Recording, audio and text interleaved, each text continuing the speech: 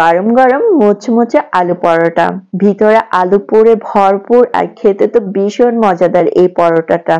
Perfect ভাবে কিভাবে আলু পরোটা তৈরি করবেন তাই দেখাবো। আজকের রেসিপিটি কিন্তু একদমই সহজ, সবাই কিন্তু বানাতে পারবেন আর সবাই তো ভীষণ খুশি হবে এই পরোটা খেয়ে। সবাইকে আসসালামু আলাইকুম, বিসমিল্লাহ। এখানে আমি 4টা সিদ্ধ আলু নিয়ে নিয়েছি, এখন একটা গ্রেটার দিয়ে গ্রেট করে নিব। আপনারা চাইলে গ্লাস দিয়ে এটাকে ম্যাশ করে নিতে পারেন। গ্রেট করা হয়ে গেলে এখন আমি বাকি স্পাইসি গুলা অ্যাড করে দেব। দিয়ে দিচ্ছি হাফ চামচ ভাজা জিরার গুঁড়া, তারপরে দিয়ে দিচ্ছি হাফ চামচ ধনিয়ার গুঁড়া, তারপরে অ্যাড করে দিচ্ছি হাফ চামচ হলুদের গুঁড়া, লবণ দিয়ে দিচ্ছি হাফ চামচ আর পেঁয়াজ বেরেস্তা দিয়ে দিচ্ছি 2 চামচ পেঁয়াজ ভাজা, তারপরে দিয়ে দিচ্ছি 1 চামচ ভাজা মরিচ, তারপরে অ্যাড করে দিচ্ছি 1 চামচ কাঁচা মরিচ, ধনেপাতা দিচ্ছি 1 চামচের মতো, তারপরে খুব ভালোভাবে হাত দিয়ে মাখিয়ে নিব। আর এটাকে একদম সফট ভাবে মাখিয়ে নিতে হবে। খুব ভালোভাবে মাখিয়ে নেওয়ার পর এখন ছোট ছোট গোল শেপ করে নিচ্ছি। আজকের রেসিপিটি কে কোথায় থেকে দেখছো অবশ্যই কমেন্টে জানাবা। আর যারা এখনো পেজটিকে ফলো করোনি তাড়াতাড়ি ফলো করে দাও।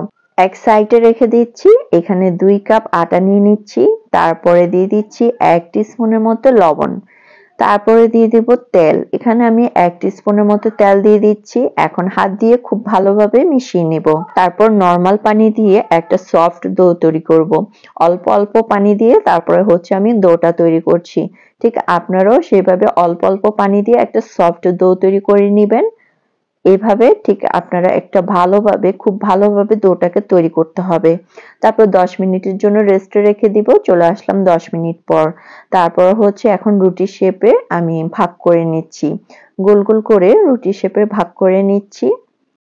এই পরোটাগুলো বানিয়ে আপনারা আগের দিন একটু হালকা ভেজে রেখে দিবেন, পরের দিন জাস্ট সকালে উঠে ভেজে নিলেই হবে। এখন জাস্ট হাত দিয়ে ট্যাপ ট্যাপ করে একটু বড় করে নিচ্ছি।